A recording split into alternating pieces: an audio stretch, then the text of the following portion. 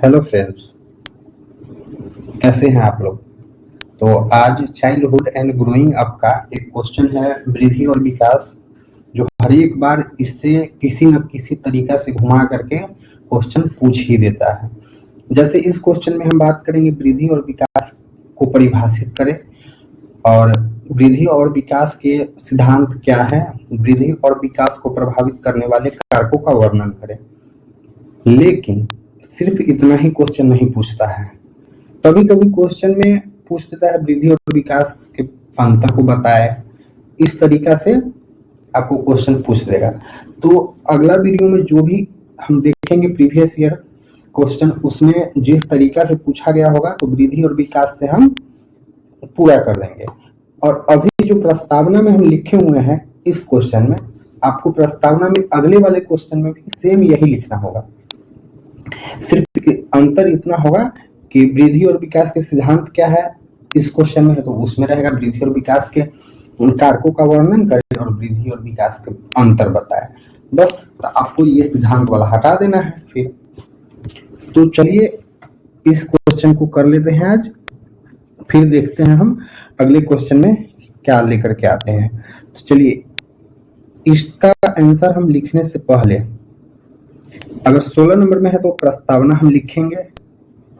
4 number में अगर हम क्वेश्चन बना रहे हैं तो उसमें प्रस्तावना लिखने का कोई जरूरत नहीं है, जो हमसे पूछा जाएगा बस उतना ही हमें लिखना है।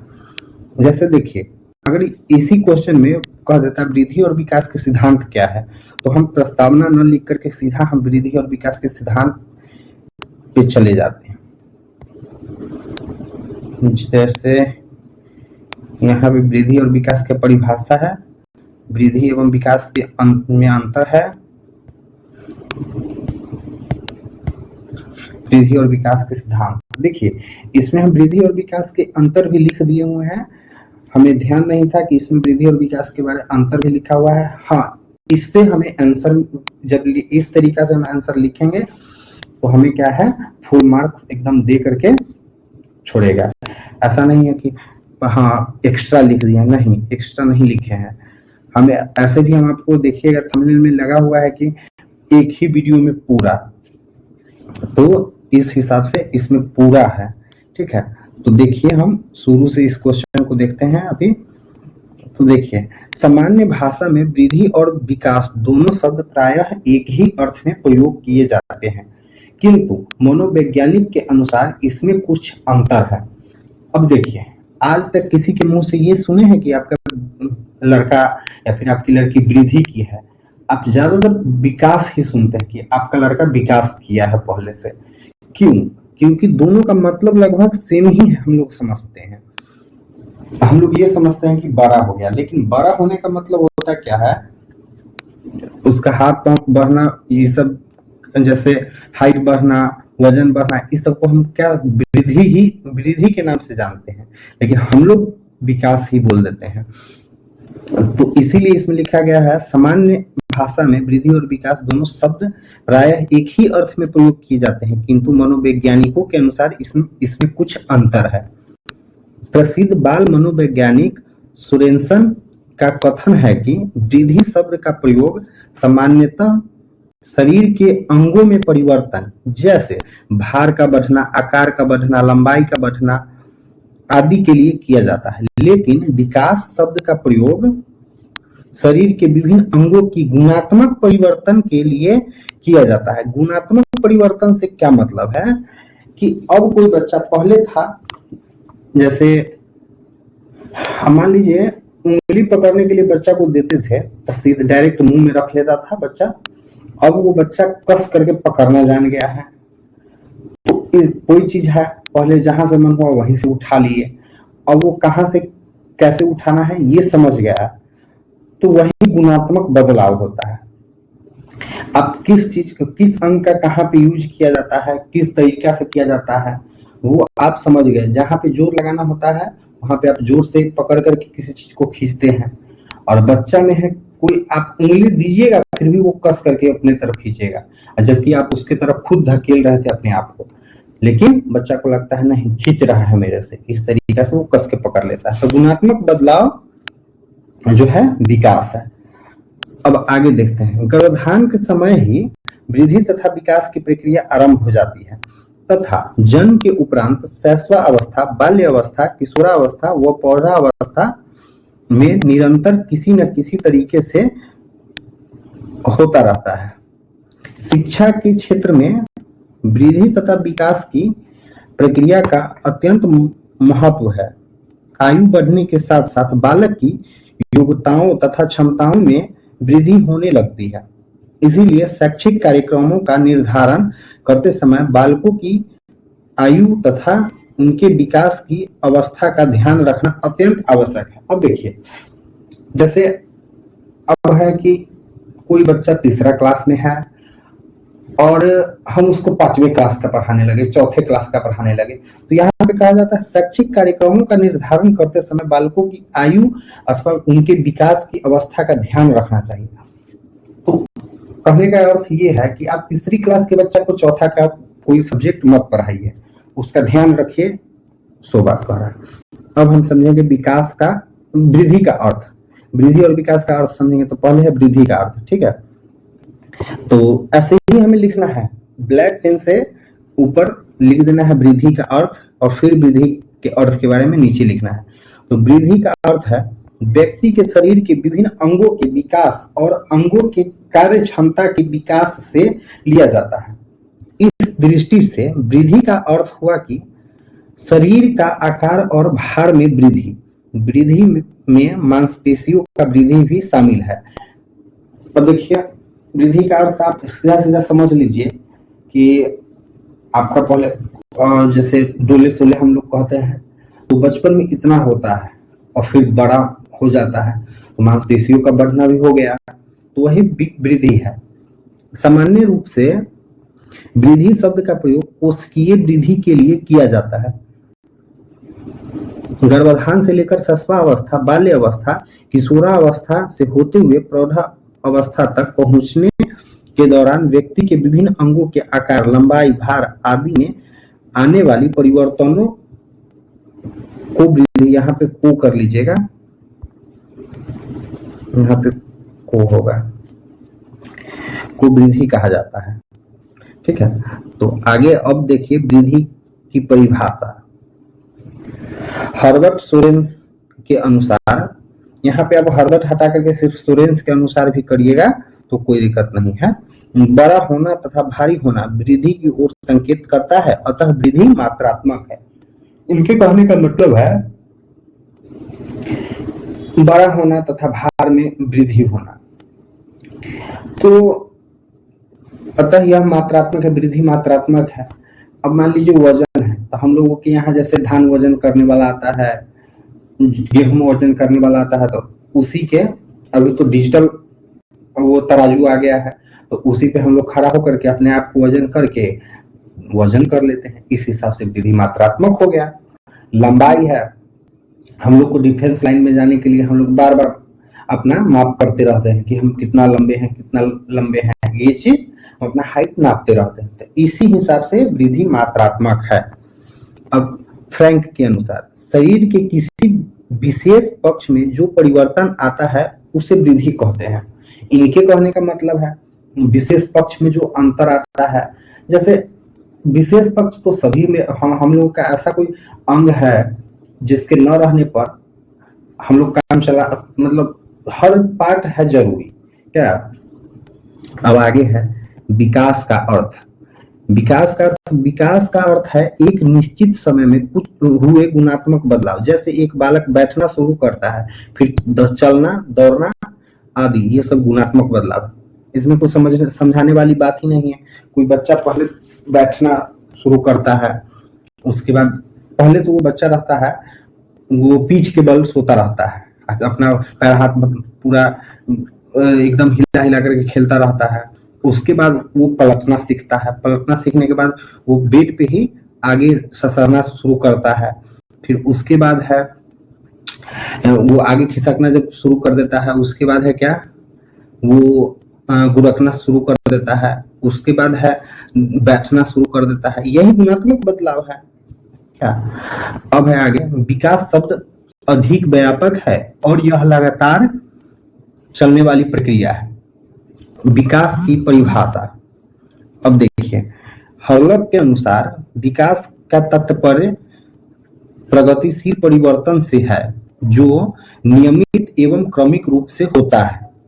आगे है मुनरो के अनुसार, ऐसे हमें 2-3 वैज्ञानिकों के नाम से, वैज्ञानिकों का जो परिभाषा है उनके अनुसार हमें लिखना ही लिखना है। दो, कम से कम 2 आप लिख कीजिएगा तभी नंबर मिलेगा। अब है मुनरो के अनुसार,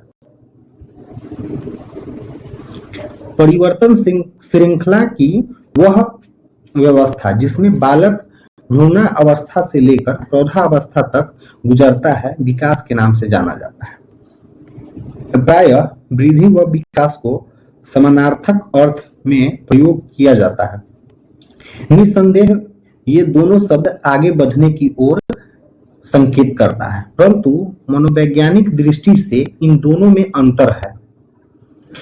आगे है वृद्धि एवं विकास में अंतर। देखिए, वृद्धि एवं विकास के अंतरों के द्वारा भी इसके अर्थों को और अच्छे से स्पष्ट कर सकते हैं। अब देखिए, इनके अंतर को समझ करके हम इसके अर्थ को और अच्छे से समझ सकते हैं। तो अभी देखिए कैसे है,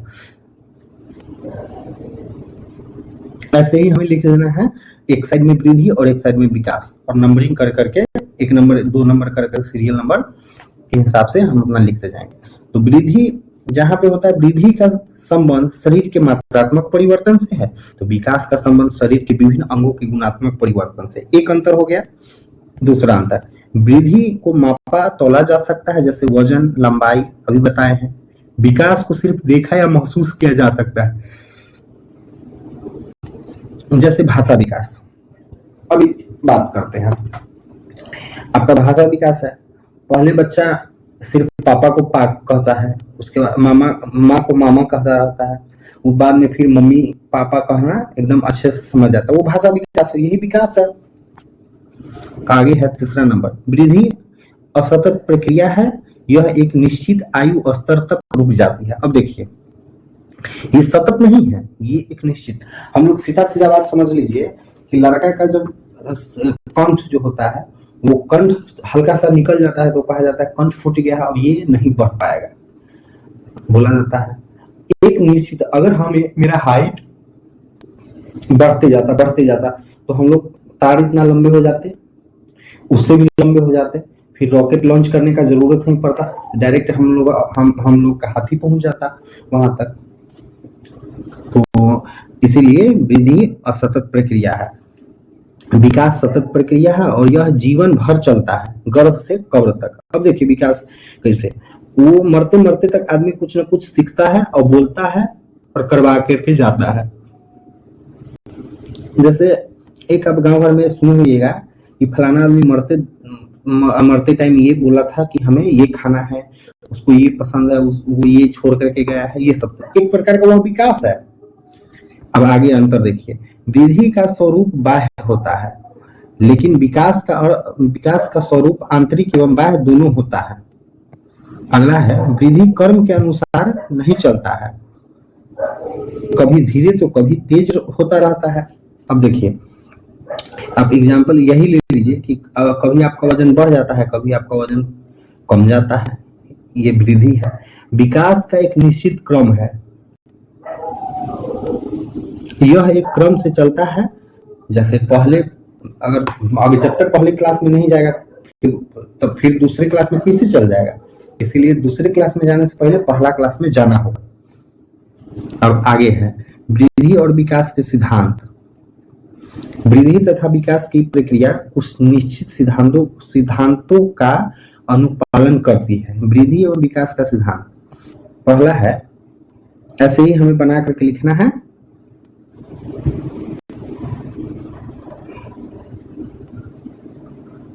पहला है निरंतरता का सिद्धांत, दूसरा है व्यक्तिगत विभिन्नता का सिद्धांत, समान प्रतिमान का सिद्धांत, पूर्वानुमान का सिद्धांत, दिशा का सिद्धांत, छठा है अंतर संबंधित का सिद्धांत। पहला हम एक एक करके अब देखेंगे। पहला है निरंतरता का सिद्धांत।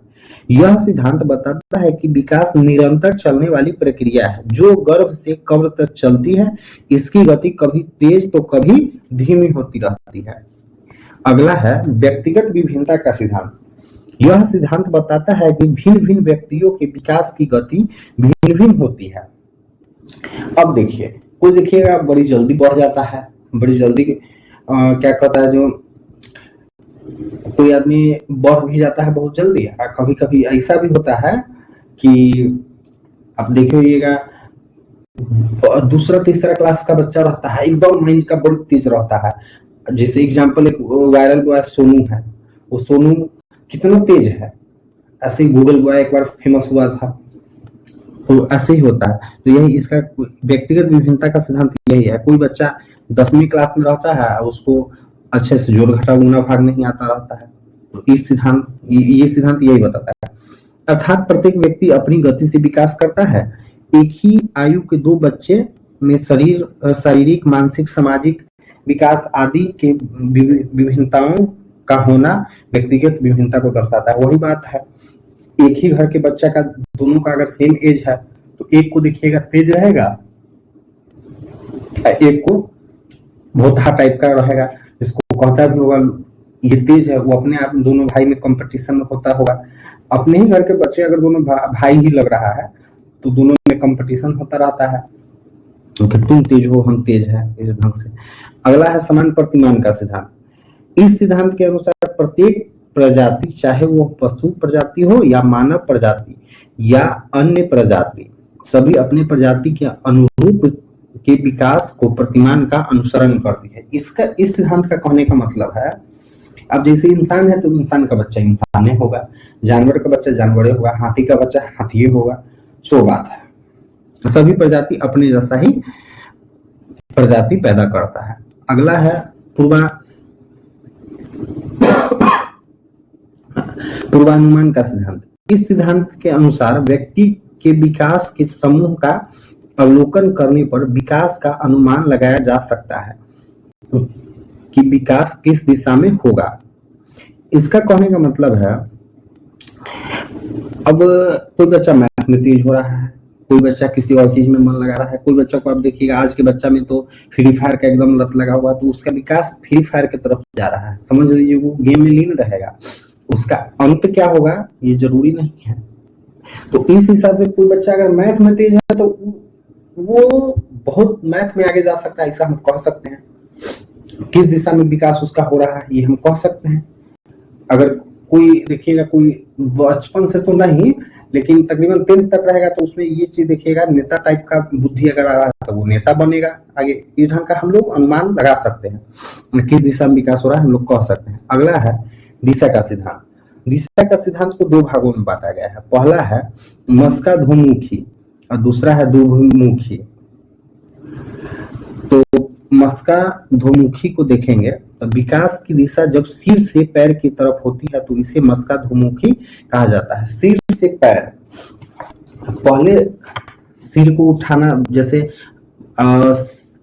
होता है ना, अगर बच्चा को हम अभी कुछ देर पहले बताए थे कि बच्चा पहले खिसकना शुरू करता है तो अपना पहले सर खिसका, अब सर उठाना वो सीखता है, उसका सर का विकास होता है। फिर वो हाथ को नीचे दबा करके पूरा बॉडी उठाता है, तभी तो वो पैर मोड़ करके बैठना जानता है, फिर पैर पे चलना जानता है क्या। तो वही इसको, इस ढंग के विकास को, इस तरीका से जो विकास होगा उसको मस्काधोमुखी कहा जाएगा। अगला है दुर्भिमुखी।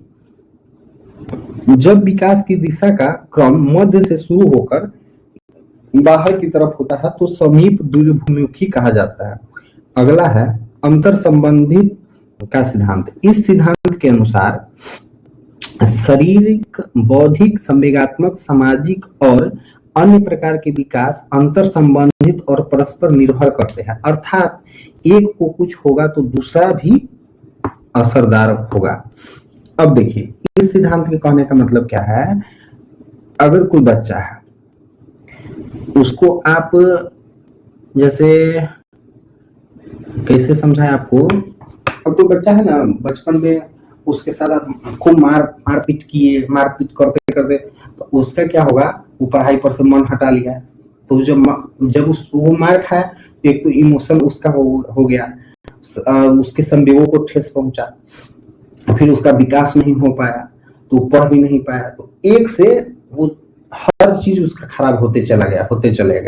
तो इसका मतलब ये हुआ कि सब चीज सबसे जुड़ा हुआ है, कोई सब विकास जो है एक दूसरे से संबंधित है। अब अगला है वृद्धि और विकास को प्रभावित करने वाले कारक। वृद्धि और विकास को प्रभावित करने वाले कारक को एक है अनुवांशिक कारक और दूसरा है पर्यावरणीय कारक। पहला को देखते हैं। अनुवांशिक कारक है विकास को प्रारंभिक प्रभावित करने वाला कुछ कारक अनुवांशिकता के आधार पर निर्धारित होते हैं। अनुवांशिकता से तात्पर्य है हमारे जैविक माता पिता द्वारा पारित अनुवांशिक विरासत से है। यही कारक है कि हम उनके जैसे दिखते हैं। यह एक पीढ़ी से दूसरी पीढ़ी तक लक्षणों का संचरण होता है। ये लक्षण शारीरिक हो सकता है, जैसे आंखों का रंग, रक्त का प्रकार, कोई बीमारी या व्यवहार आदि, तथा अनुवांशिक तत्व क्रोमोसोम, डीएनए, आरएनए माँ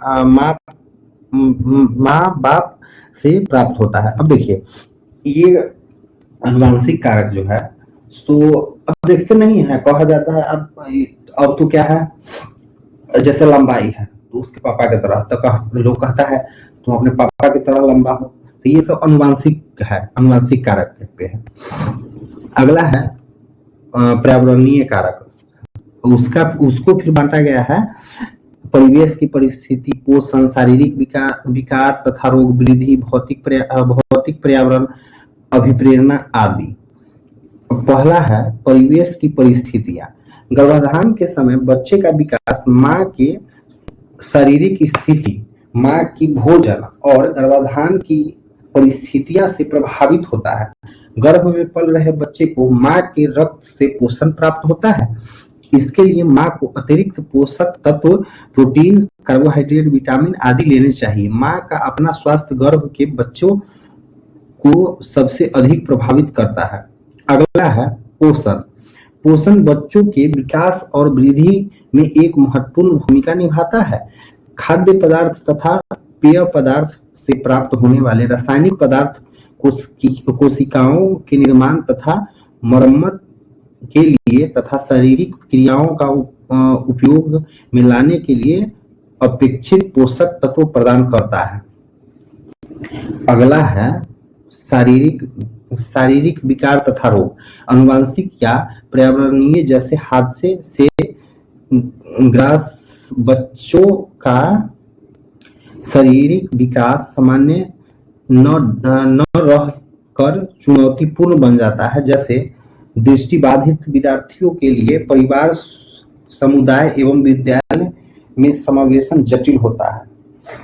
देखिए जो दृष्टिबाधित रहता है उसको कहीं ना कहीं दिक्कत होता है, घर के लोग भी परेशान उससे थोड़ा होता रहता है, और परिवार, समाज, ये सब दोस्त, जितना उसका समुदाय है सब उससे थोड़ा परेशान होता रहता है। तो प्रभावित ये भी किया एक प्रकार से। बच्चे के विकास में वृद्धि की विशेषपूर्ण भूमिका होती है। उच्च श्रेणी की वृद्धि वाले बच्चे तेजी से विकास करते हैं तथा निम्न श्रेणी वाले बच्चे का विकास धीमी से होता है। अगला है भौतिक पर्यावरण। शुद्ध जल, वायु एवं सूर्य के प्रकाश का व्यक्ति के विकास पर गहरा असर पड़ता है, क्योंकि ये सभी विकास के लिए अति महत्वपूर्ण है। सूर्य के प्रकाश, अभी गर्मी जितना है, इस गर्मी में कहीं ना कहीं ये हम लोग को प्रभावित करता है। स्कूल भी बंद हो गया, बहुत बच्चा सुने हैं बेहोश हो जाता है, तो ये प्रभावित ही कर रहा है। अगला है अभिप्रेरणा। जहाँ शारीरिक विकास अच्छा खाना पीना, स्वास्थ्य, जीवन आदि से गति करता है, तो वहीं बौद्धिक विकास, शैक्षिक साधन, पुरस्कार, पदोन्नति आदि कारकों से अभिप्रेरित होता है। अगला देखिए, अब ये महत्वपूर्ण है, हमारे क्वेश्चन को और ज्यादा नंबर दिलाने में ये बहुत महत्व है इसका। तो देखिए करना क्या है, ये जब हो जाएगा तो हम लोग को निष्कर्ष लिखना एकदम जरूरी है। तो निष्कर्ष हम लिखेंगे, कम से कम 4-5 लाइन का आपको लिख देना है। उपयुक्त विवरण से यह स्पष्ट है कि वृद्धि और विकास दोनों शब्द का अर्थ आगे बढ़ने से है। जहां वृद्धि का संबंध मात्रात्मक से है, वहीं विकास का संबंध गुणात्मक से है। विकास को पोषक, अभिप्रेरणा आदि कारक प्रभावित करता है। इसमें हमें कुछ नहीं है, इतना हम लिख दिए। और ये वीडियो कैसा लगा ये कमेंट हमें करके बताइए और ज़्यादा से ज़्यादा वीडियो को शेयर कीजिए। ऐसे भी कुरुक्षेत्र यूनिवर्सिटी में बच्चा बहुत ज़्यादा बैक उसको लगता है, तो पहुंच जाएगा ये वीडियो उस तक, तो हो सकता है उसको हेल्प मिल जाए। तो इसीलिए ज़्यादा से ज़्यादा शेयर कीजिए, हमें सपोर्ट कीजिए, ताकि और हम अच्छे से इसको बना सके और भी बच्चों का मदद कर सके। धन्यवाद।